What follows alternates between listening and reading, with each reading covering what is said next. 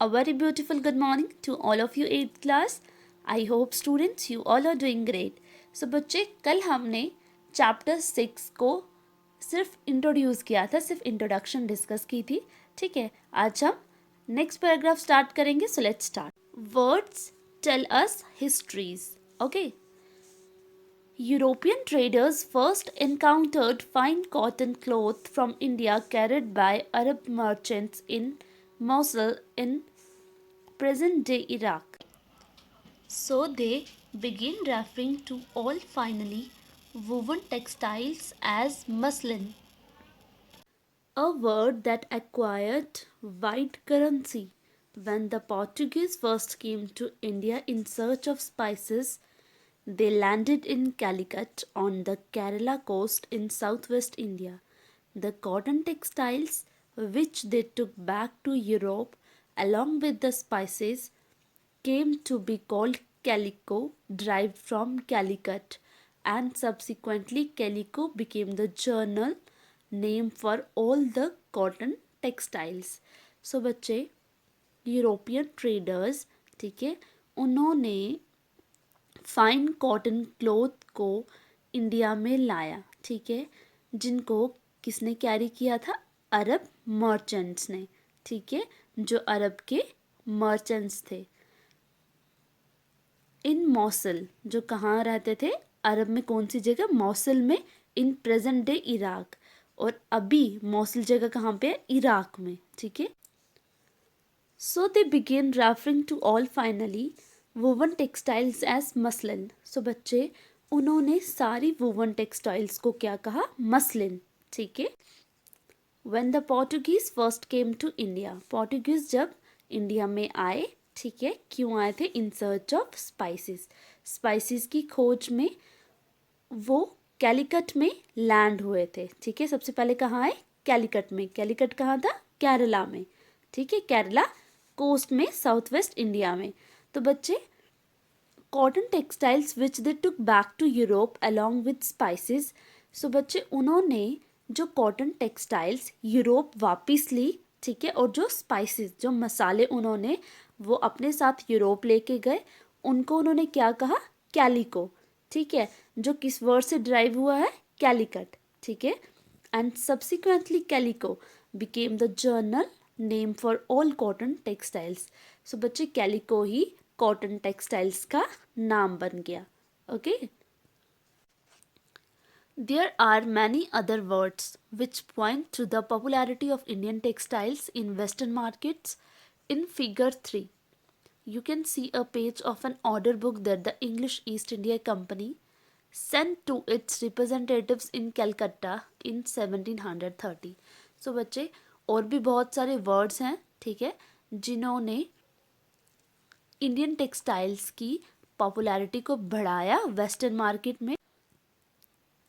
In figure 3, you can see a page of an order book that the English East India Company sent to its representatives in Calcutta in 1730.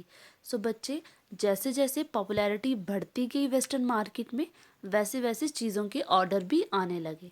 ठीक है, ये आप देख पा रहे हो, ये ऑर्डर बुक है. ठीक है, जो लोगों ने ऑर्डर किया था ना, उसकी एक रिपोर्ट है, बुक जैसी फॉर्म की है.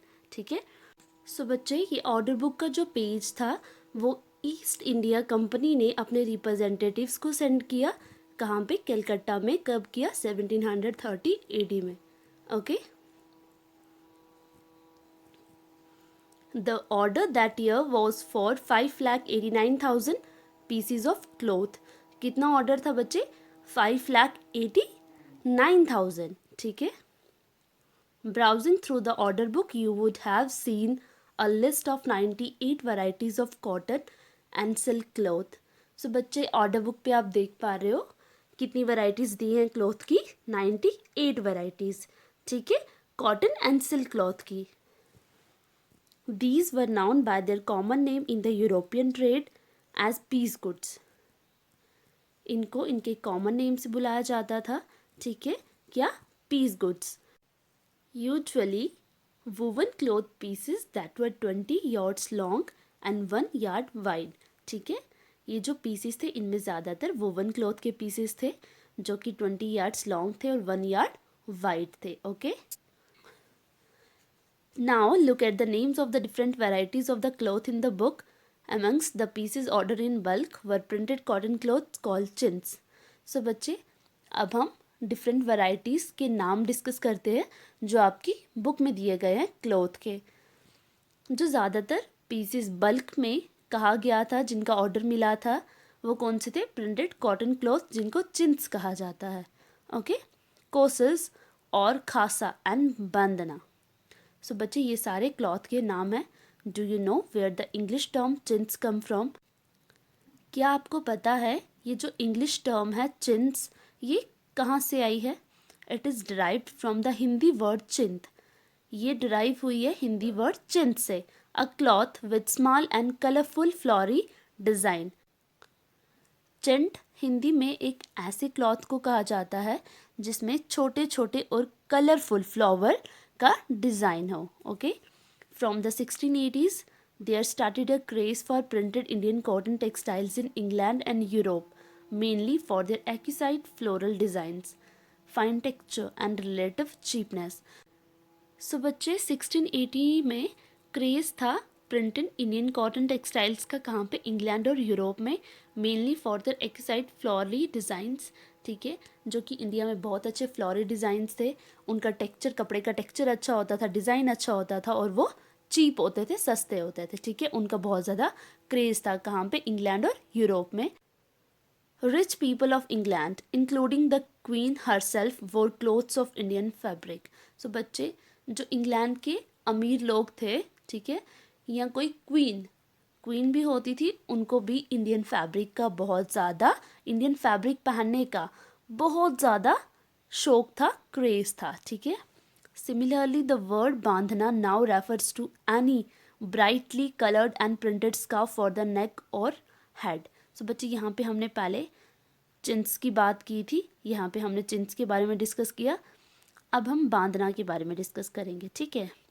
सो बच्चे, बांधना क्या हो गया? एक ब्राइटली कलर्ड और प्रिंटेड स्कार्फ, जो किसके लिए यूज़ होता है?